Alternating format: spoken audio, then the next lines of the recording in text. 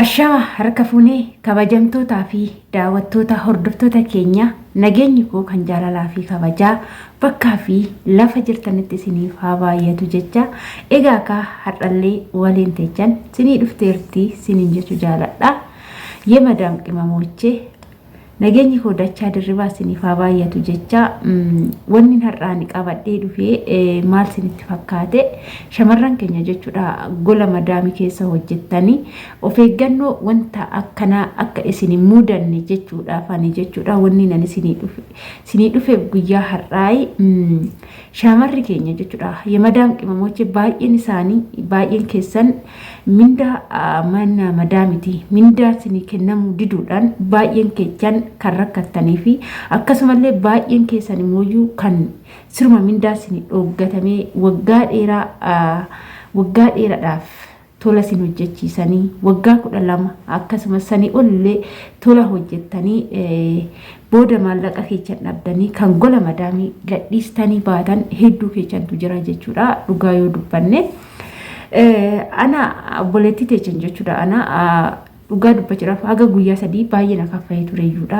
viidiyoo illee baay'ee hojjechaa hin jiru sagalumaan xiqqoo hojjedha malee baay'ee hojjechaa hin jiru tureeyyuu jara kiyya kanaan xiqqoo ishee walitti bu'e jechuudha maaliif walitti buute naan jechuun kechaniin oolu kanarra ga'e isinirra hin ga'inaa of eeggannoo godhadhaa jechuudha haa ta'uti garuu ani odoo ta'eyyuu akka irraa fudhadhu nan beeka waan ta'eef sodaa tokko hin qabu shakkii tokko hin qabu karaan seeratti bilbiladhuun hundallee nan beeka jechuudha inni illee maal yeroo hundumaa kan jara keenya jara birattuu dalagan wajjin kan walitti nu buusu wanna biraa osoo hin taane mindaadha jechuudha. Amma ani jarrin biraan ani biratti dalagu kuni mindaa kiyya irratti jechuudha yeroo baay'ee nan gammachiisan jechuudha yeroo baay'ee nan gammachiisanii haa ta'u obsi furtuu jireenyatii obsi waa hunda caala jedhee tanan obsee isaan bira haa ta'u malee isaan guyyaa tokkollee mindaa kiyya irratti kongumallee nan gammachiisan jechuudha mindaa kiyyaa osoo naan kennin baatii 6-7 amma mindaa baatii 8 tan irraa qaba mindaa baatii 8 kana akkanaaf nan xanaaqaqeen itti hime garuu haajaa atantamaatiif dhimma atantamaatiif barbaade isaan irraa dhabe booda duraan namarraa liqeeffadhee erga jechuudha garuu miilana isaanumatti ka'ee isaanumaa lolee birri xiqqoo agam barbaadu san irraa fuudhee to ergadheen jira haa ta'uti garuu ijoollee baay'een sirma dhabanii kan rakkatanii jirantu jira yeroo ammaa sanuu ijoolleen haarawaa dhuftan jechuudha baay'een keessan kara mindaa kanaan baay'een rakkachaa jirtu jechuudha egaa ka anamma jarri kiyya kun amala tokko qabu amalli isaan qaban kun maali yoo jettanii mindaa jechuudha ji'atti gizee waggaatti gizee tokko qofa naa kennu jechuudha ijoolleen na beekan ni beeku waggaatti gizee tokko qofa naa kennu jechuudha garuu nan dhoggatanii naa kennu garuu dafanii naaf hin kennanii yeroo baay'ee sobeefaa harmee koo na jalaa dhukkubsattee akkas rakkadhee akkana rakkadhe jedheen yeroo baay'ee soba guddisee tanan irraa furadha jechuudha egaa ka ani viidiyoo kana wanni isin hojjechaa jiruu fi tokkoffaa irratti ijoolleen haarawaa biyya irraa dhuftan ijoollee haarawaa fi ijoollee afaan hin beeknee fi ijoollee mormattanii mindaa keessa fudhachuu hin dandeenyeefidha jechuudha viidiyoon kun kan hojjetamaa jiru mindaa keessan aga fedhes yoo dabarsitan jechuudha ji'a duraa yoo isinii kennuu baatan ji'a lammataa yoo isinii kennuu baatan ji'a sadaffaa dalagaa itti fuuftanii hin dalagina sirma jechuudha mindaan keessan haga ji'a 3 isinii kennamuu baate taanaan madaamiin keessan mindaa keessan haga ji'a 3 isinii kennuu didde taanaan osoo wanni fe'e galee osoo si ajjeefnallee isin jedhani wanna tokko seeraan jirtu taanaan wanna sodaatan tokko hin qabu jechuudha seeraan jirtu taanaan sodaan tokko isinirra hin jiraatin sodaa tokkollee jechuudha maaliif jenna homaa isin godhuu hin danda'an namni kamiyyuu biyya kanatti seerri biyya kana ati biyya biraatii dhuftee ishiin nama biyya kanaati jedhee ishiin adalla'u jechuudha seerri walqixxee ilaala waan ta'eef wanna tokkollee odoon sodaatin waan keechan mindaa keechan sodaa tokko malee madaamii keessan irraa fudhachuu ni dandeechu yeroo isaan mindaa isin kennuu baatanii aga baatii 3 mindaan kun isin kennamuu baate isin immoo tooftaalee kara seeratitti bilbilattan baafachuu qabdu jechuudha. Warroonni lakkoofsa bilbila gara seeraatti dawwalachuu hin dandeenye, warroonni lakkoofsa poolisii hin qabne koomentii kana jalatti naa barreessaa jechuudha. Viidiyoo biraatiin akkasiin deebi'u. Baay'een kechan garuu lakkoofsa ni qabdu jedhee tanananiif kan lakkoofsa maxxansine lakkoofsa gara kara lamaan jira. Tokko googilii kechaa hin baa jechuudha. Afaan barbaaddeen biyya barbaadde jiraatti afaan barbaaddeen dawwalattee feetu ingiliffaa, feetu arabiffaa, feetu afaan oromoo, feetu amaariffaan kan sitti haasa'anii rakkoon keessuun akkasii furamu si gargaaran ni jira jechuudha. Warroonni rakkoo akkanaa kana keessa jirtanii jechuudha keessa koomentii jalatti naa barreessaati. Ani immoo lakkoofsicha siniifan fidee viidiyoo biraatti sinii deebi'an jedha. Kanaaf jechuudha wanni narra ga'e sinirra hin ga'inaadha.